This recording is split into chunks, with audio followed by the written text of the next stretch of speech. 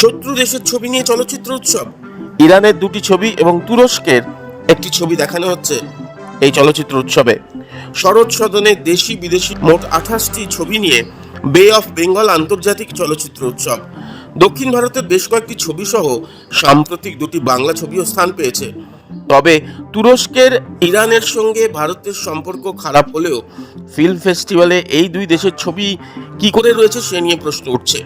আয়োজক Indian film makers association এবং voice take studio কি জবাব দিচ্ছেন উদ্যোক্তারা? ফিল্ম আমরা যে আজ মেকাররা করছে, এটা আমাদের কাছে বাজেট কম। আমরা বড় বাজেট নিয়ে মানুষের কাছে গেলে পরে খুব অসুবিধায় পড়ছি, আমরা কিছু করতে পারছি না। তা আমাদের চিন্তাভাবনা থেকে আমাদের যে স্ক্রিপ্ট রাইটাররা আছেন তাদের মাধ্যম থেকে আমরা একটা বড় গল্পকে 2 ঘন্টা 1 ঘন্টা গল্পকে আমরা সেটা 5 মিনিট 10 মিনিট এমনকি অতিরিক্ত 30 মিনিটে নিয়ে আসি, এনে সেই গল্পটাকে আমাদের মানুষের সামনে প্রকাশ করি। কিন্তু দুর্ভাগ্য যে আমাদের সমাজ বা আমাদের প্রশাসন বা আমাদের যে রাজনীতি, তারা কেউই আমাদেরকে কোনো মূল্যায়ন দিচ্ছে না। তাই মূল্যায়ন দিচ্ছে না দেখে আমাদের মতন এরকম ইন্ডিয়ান ফিল্ম মেকার্সের মতন এরকম বিভিন্ন সংস্থা দাঁড়িয়েছে যারা কিনা আমাদের ফিল্ম মেকারসদেরকে সামনে নিয়ে আসা, সেই ব্যবস্থাটাই আমরা করছি। তা আমি তার সাথে উদ্যোগ হয়ে আমি চেষ্টা করছি এই শর্ট ফিল্ম মেকারসদেরকে কীভাবে সমাজে পরিচিতি দিতে পারি।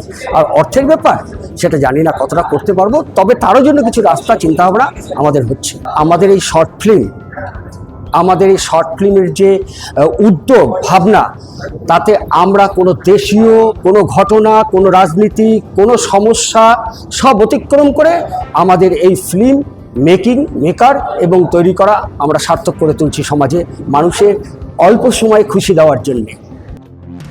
উদ্যোক্তারা যাই বলুন না কেন, দেশের অনেকেই ইরান তুরস্কের সঙ্গে সম্পর্ক ত্যাগ করছেন।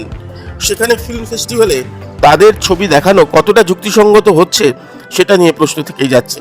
প্রীতম দে, ক্যালকাটা নিউজ।